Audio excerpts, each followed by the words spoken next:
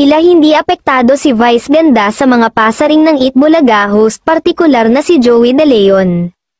Good vibes lang at kalmado si Vice Ganda. Sa segment ng Especially For You nagbiro na ito sa isang searchy dahil sa taas umano ng ilong nito. Anya, nasa Showtime siya, pero yung ilong niya nasa Itbulaga.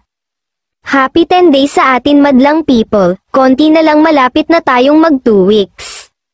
Binilang kong pang ilang araw na ng It's Showtime sa GMA.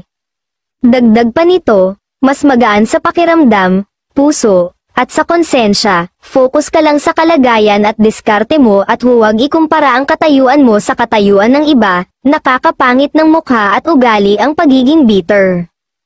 Pero sa comment ng mga madlang people, alam at sigurado sila kung sino ang pinapatamaan ni Vice at kung sino ang tinutukoy nito.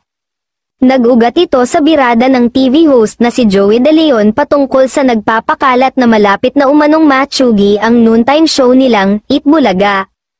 Sa nasabing noontime show, tila nagpatotsyada si Joey sa katapat na It's Showtime patungkol sa pagpapakalat di umano ng balitang bankrupt na sila. Hinamon niya rin ang hindi naman niya pinangalan ng palabas. Ito muna hamon ko, umabot muna kayo ng 15 years baka luluhod ako sa harap nyo, 15 lang ha, wika pa ng TV host.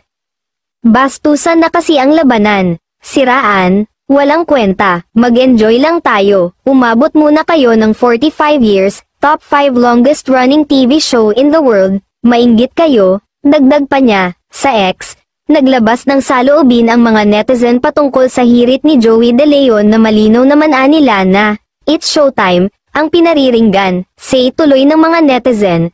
Excited na sila sa pagluhod ni Joey De Leon sa, It's Showtime, dahil sa Oktubre na ang ika-15 anibersaryo ng programa.